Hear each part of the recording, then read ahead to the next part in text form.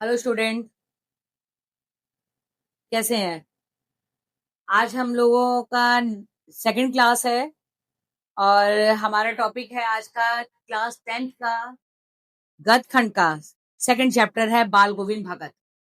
कुछ पॉइंट्स को हमने बता दिया था, जैसे कि इस चैप्टर का नाम ही बाल गोविंद भगत है। तो इस पूरा यहाँ ये पूरा चैप्टर ही बेस्ड बाल गोविंद के कैरेक्टर पे है। तो यहाँ पर हमने बाल गोविंद भगत कैसे दिखते हैं, वो एक मझोले कद के और 60 से ऊपर उनकी उम्र हो गई थी और वो बहुत ही कड़े नियमों का पालन करते थे। अपने जीवन में वो सबसे ज्यादा किसके नियमों को मानते थे? कबीर जी के। कबीर जी को सबसे ज्यादा मानते थे, उन्हीं के ही पद चिन्हों पे वो चलते थे और उन्हीं के नियमों का पालन करते थे। वो साधु, फिर ये बताया गया है कि वो साधु जीवन भी व्यतीत करते थे और साथ ही साथ ग्रस्त जीवन भी व्यतीत करते थे। ठीक है, उनको देख के कोई ये नहीं कहेगा कि हाँ ये पूरे साधु हैं या पूरा ये ग्रस्त जीवन ही व्यतीत करेंगे, ऐसा नहीं। ग्रस्त जीवन भी व्यतीत इसलिए करते थे क्योंकि उनके घर में उनके यहाँ एक बेटा जो बिल्कुल मतलब एक स्वस्थ या शारीरिक रूप से थोड़ा सा अक्षम था, थोड़ा सा बीमार रहता था और उसकी उनकी एक पुत्र वधू भी थी, क्योंकि बेटा इतना योग्य नहीं था कि वो अपना काम कर सके, तो इस वजह से बाल गोविंद भगत पर ही घर की सारी जिम्मेदारी थी। ठीक है बेटा। और इसके बाद ये बताया गया है कि वो कबीर के पदों को बहुत ज्यादा गुनगुनाते थे और उनके कंठ से निकला हुआ हर एक स्वर इतना सुरीला और मधुर होता था कि उसका प्रभाव जो है हर लोगों पर का प्रभाव पड़ता था। जैसे कि जब बाल गोविंद भगत जो है खेत में रोपनी करते थे, तो उस समय वो गीत को गुनगुनाते रहते। तो यहाँ पर किसी को ये जानने की जरूरत नहीं होती थी कि ये गीत कौन गुनगुना रहा है। ये पता चल जाता था कि ये सुर कोई और नहीं, ये सुर किसके द्वारा गाया जा रहा है? बाल गोविंद भगत के द्वारा। तो ये बताया, इसके बाद ये भी कहा गया है कि बाल गोविंद भगत के जो संगीत का जादू जो है देखा जा सकता था। कैसे देखा जा सकता था? कि जो कलेवा लेकर, भोजन लेकर मेड़ पे जो औरतें बैठी रहती थी, वो भी गुनगुनाते लग जाती। जो रोपनी कर रहे थे, वो भी गुनगुनाने लग जाते। जो हलवाहे हल जोत रहे थे, उनके ही पैर थिरकने लग जाते थे। बच्चे झूम उठते थे। ठीक है? तो ये सारा बताया गया है बाल गोविंद भगत के संगीत का जादू। ठीक है? इसके बाद यहाँ पे ये भी बताया गया था कि जब थोड़ा कार्तिक का महीना आता, नहीं, यहाँ पे भादों का महीना आता था, तो उस समय भी बाल गोविंद भगत जो है रात भर जाग कर जो है कबीर के पदों को गुनगुनाते रहते थे। और ये भी बताया गया है कि उनका जैसे अगर घरों के आगे जो पहरेदार होते, चौकीदार चौकीदारी करते थे, तो किसी को चौकीदारी करने की जरूरत नहीं पड़ती थी। वो चौकीदारी एक तरह से बाल गोविंद भगत ही कर देते थे। कैसे? क्योंकि रात भर गीत को गुनगुनाते रहते थे। ठीक है बेटा। तो इसके बाद आगे यहाँ पे लास्ट में लिखा था, कार्तिक आया नहीं कि बाल गोविंद भगत की प्रभातियां शुरू हुई, जो फागुन मास तक चलती रहती थी। मतलब अब थोड़ा सर्दियों का मौसम आया नहीं कि बाल गोविंद भगत जो है प्रभात फेरिया बिल्कुल भोर के समय में होता है कि एक मंदिर से एक मंडली निकलती थी और हर एक गली गली मोहल्ले में घूमती थी। राम राम कहते करते या हरि भजन गाते गाते वो प्रभात फेरी निकलती रहती थी। ठीक है, तो आगे नेक्स्ट टॉपिक है। यहाँ पे कहा गया है कि ना जाने किस वक्त जागकर, वो सर्दियों का समय भी होता था, ना जाने बाल गोविंद कितने समय में जागते थे और 2 मील दूर जाते, वहां से नहा धोकर लौटते और गांव के बाहर ही पोखरे के भिंडे पर बैठकर खजरी बनाने लगते और गाते गाते उन्हें गुनगुनाते टेरते रहते, मतलब जपते रहते थे। वो जो गीत गाते थे उसको जपते रहते। मैं शुरू से ही देर तक सोने वाला, लेखक कहता है कि मैं तो शुरू से ही बहुत देर तक सोता रहता था, लेकिन किंतु जब एक दिन माघ के दिन बिल्कुल कटकटाते वाली ठंड थी, आप भी इस चीज को महसूस कर सकते हैं कि बहुत ज्यादा ठंड के समय में रजाई से निकलना तो दूभर हो जाता है और आप जाएंगे 2 मील पैदल जाकर स्नान ध्यान करके गांव के बाहर बैठकर भजन कीर्तन में अपने लग जाएंगे, कहाँ संभव है? एक साधारण मनुष्य के लिए तो बिल्कुल ही संभव नहीं है। वो एक असंभव सा कार्य है। ठीक है, तो यहाँ पे किटकिटाने वाले भोर में भी जो एक संगीत जो था, जो मेरे कानों को सुनाई पड़ रहे थे, मुझे पोखरे तक ले आए। लेखक को कहाँ तक ले आए थे? पोखरे तक खींच लेके आ गए। अभी आसमान के तारे अभी बुझे नहीं थे। आसमान के तारे मतलब कि अभी बिल्कुल भोर का समय था, आकाश में तारे टिमटिमा रहे थे। आकाश में जो दीपक के समान है, जो तारे वो टिमटिमाए जा रहे थे। पूरब में लोही लग गई थी, जिसकी लालिमा को शुक्र तारा और बढ़ा रहा था। पूरब में लोही लगने का मतलब क्या होता है? कि सूर्य उदय का समय हो गया था और जब सूर्य उदित होता है तो एक लाल रंग का प्रकाश जो है चारों ओर बिखर जाता है। तो वही लाल रंग का प्रकाश जो है दिखाई देने लग गया था। खेत, बगीचा, घर में कुहासा, मतलब कि चारों तरफ, क्योंकि ठंड का मौसम था और भोर का समय था, तो चारों तरफ जो है कुहासा दिखाई दे रहा था। कैसे? पौधों पर, घास पर, हरे पत्तों पर वो कुहासे की बूंदें जो है नजर आ रही थी। सारा वातावरण, और उस वातावरण को एक रहस्यमयी वातावरण कहा हुआ है। किसको रहस्यमयी वातावरण कहा हुआ है? कि जो आकाश में तारे टिमटिमा रहे थे और सूरज पूरब की तरफ लोई लग गई थी, और एक कुहासा जो है चारों तरफ छाया हुआ था। सारा वातावरण एक अजीब रहस्यमय मालूम पड़ रहा था। उस रहस्यमय वातावरण में एक फूस की चटाई, बताया गया है कि अब बाल गोविंद भगत जो है उस रहस्यमय वातावरण में पूरब के मुंह करके काली कमले ओढ़े बाल गोविंद भगत जो है अपनी खजड़ी बजाते जा रहे। उनको इस चीज का एहसास बिल्कुल भी नहीं था। और ठंड में होता है, एक स्वेटर, दो स्वेटर, सब अपने गाते रहते हैं, घर से निकलना मुश्किल नहीं होता, लेकिन बाल गोविंद भगत जो है इतने ठंड में भी अपनी खजड़ी बजाते जा रहे हैं। उनके मुंह से तांता लगा जा रहा था, मतलब वो कबीर जी के पदों को गुनगुनाते जा रहे थे। उंगलियों से खजड़ी लगातार बजती चली जा रही थी। गाते गाते इतने मस्त हो जाते, सुरूर में आते और उत्तेजित हो जाते कि मालूम होता अब खड़े हो जाएंगे। मतलब बैठ के वो गुनगुना रहे थे, लेकिन इतना गाने और बजाने में मस्त हो जाते, जैसे लगता है गाते गाते एकाएक जो है खड़े हो जाएंगे वो, और खड़े होकर अपने सुर को या धुन को गाएंगे। कमली तो बार बार उनके सिर से नीचे सरक जाती, कंबल जो था जो वो अपने कंधे पर डाले रहते थे, बार बार उनके सिर से गिरती चली जा रही थी। मैं जाड़े में कपकपा रहा था, किंतु तारे की छाव में मस्तक के, लेखक बता रहा है कि मैं इतनी ठंड में कांप रहा था, लेकिन बाल गोविंद भगत के माथे पे श्रम बिंदु छलक उठे थे। अर्थात माथे पर इतना वो गाने बजाने में इतना मस्त थे कि उनके माथे पे पसीने की बूंदें साफ छलक रही थी। ऐसा बताया गया है लेखक। फिर बताया गया है कि गर्मियों में उनकी संख्या इतनी उमस भरी, शाम को, मतलब गर्मी के मौसम में जो शाम का समय होता है बहुत उमस भरा था, चिपचिपी गर्मी, बेचैनी, कहीं मन नहीं लगता, लेकिन बाल गोविंद भगत इतनी उमस भरी गर्मी में भी जो गसूर था वो उस माहौल को भी शीतल कर देता था। अपने घर के आंगन में आसन जमा कर बैठते, गांव में उनके कुछ प्रेमी जुट जाते, और चाहे उनकी भी एक मंडली थी, वो भी शाम के समय में अपने, क्योंकि घर के कामों में तो उनकी पुत्रवधू ही करती थी, और शाम को वो खाली होते थे, तो खाली होने के समय में अपनी मंडली को लेकर शाम के समय खजीड़े बजाते और जो है गीत गुनगुनाते थे। बाल गोविंद भगत कह जाते, और उनके प्रेमी, मतलब कि एक लाइन बाल गोविंद भगत गाते थे और दूसरी लाइन जो है उनकी जो मंडली थी वो दोहराती थी। धीरे धीरे स्वर ऊंचा होने लगता, एक निश्चित ताल, एक निश्चित गति से। उस ताल स्वर के चढ़ाव के साथ श्रोताओं का मन भी, मतलब कि जिस गति से बाल गोविंद भगत गाते थे उसी गति से जो भी श्रोता या वहां पे जितने भी लोग इकट्ठे हो रखे थे वो भी गीतों को गुनगुनाने लगते थे।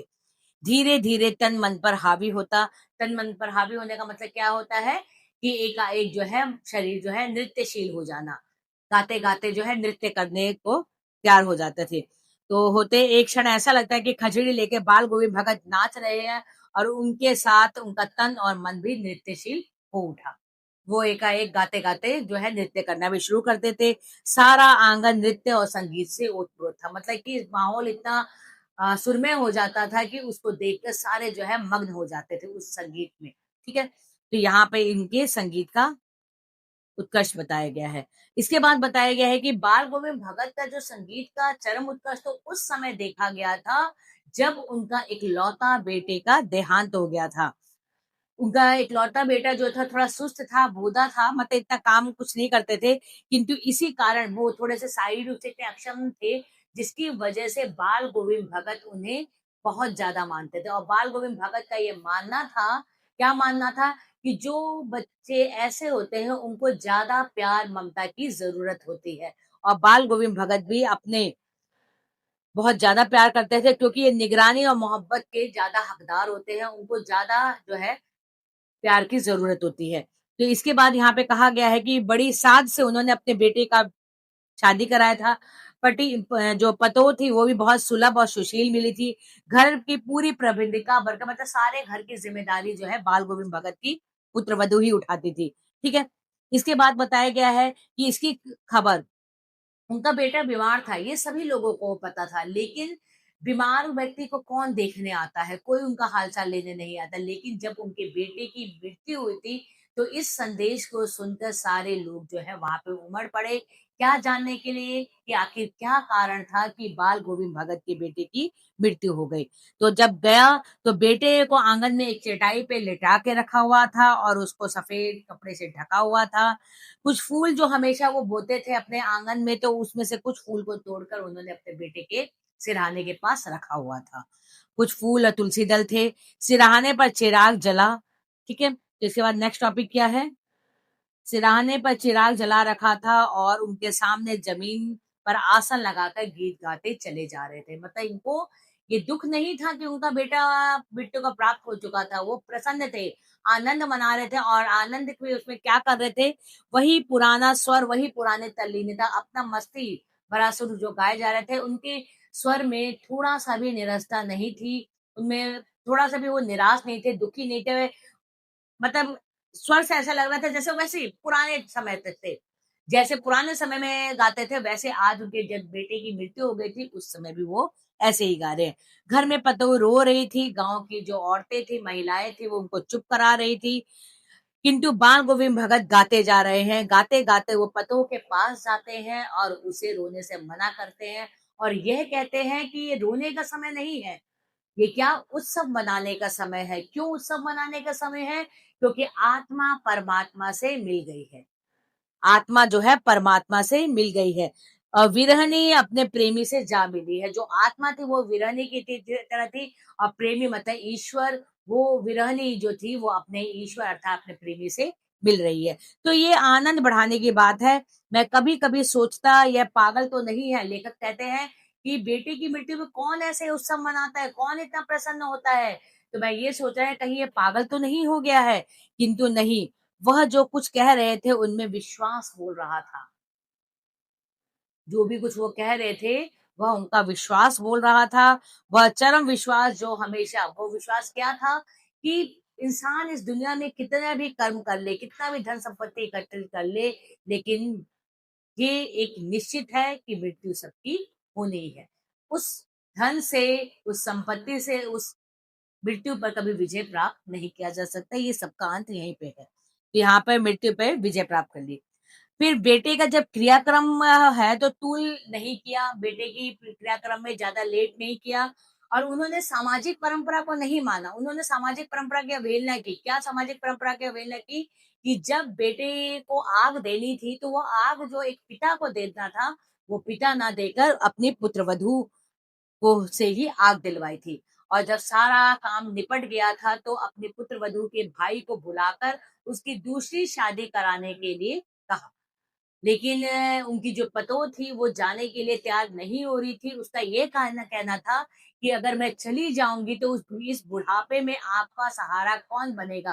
कौन आपको पानी देगा? कौन आपको भोजन देगा? अगर आप बीमार पड़ जाएंगे तो आपकी सेवा कौन करेगा? तो इसमें बाल गोविंद भगत क्या कहते हैं कि अगर तुम नहीं जाओगी तो मैं घर को त्याग दूंगा, मैं घर छोड़ के चला जाऊंगा। क्योंकि बाल गोविंद भगत को ये अच्छी तरह से पता था कि मेरी मृत्यु के बाद अगर मैं भी कितने दिन तक जीऊंगा, कुछ दिन और जीऊंगा, मेरी मृत्यु के बाद तो तुम अकेली रह जाओगी। तो इससे अच्छा है कि तुम अभी अपने भाई के साथ चली जाओ, अन्यथा मैं घर छोड़ के चला जाऊंगा। तो वो विवश हो गई और वो अपने भाई के साथ जो है चली गई। तो यहाँ पर दोनों ही अपने जिम्मेदारियों को निभा रहे थे। पुत्रवधू अपनी जिम्मेदारियों को निभा रही थी कि अगर मैं चली जाऊंगी तो आपकी सेवा कौन करेगा, और बाल गोविंद भगत अपनी जिम्मेदारी को निभा रहा था कि अगर मेरी मृत्यु हो जाएगी तो उसके बाद तुम्हें कौन देखेगा। तो इससे अच्छा है कि तुम अपने भाई के साथ चले जाओ। तो आखिर हुआ भी। भगत का निर्णय अटल था। उसने जो दलील दी थी, क्या उसकी आखिरी दलील थी? आपसे पूछा भी जा सकता है कि बाल गोविंद भगत की आखिरी दलील क्या थी? तो बाल गोविंद भगत की आखिरी दलील यही थी कि अगर तुम नहीं जाओगी तो मैं ये घर छोड़कर चला जाऊंगा। तो ये इससे मजबूरन उनकी पुत्र वधू को घर छोड़कर जाना पड़ा अपने भाई के साथ। बाल गोविंद भगत की मौत भी उनके अनुरूप हुई। अब जब वो जिम्मेदारी से निवृत्त हो गए थे, बेटा भी नहीं, बहू भी नहीं, अब अपनी इच्छा के अनुसार अपनी मृत्यु को भी उन्होंने प्राप्त किया। अब उन्होंने अपना सारा जीवन जो है अपने भजन कीर्तन पे निपटाने लग गए।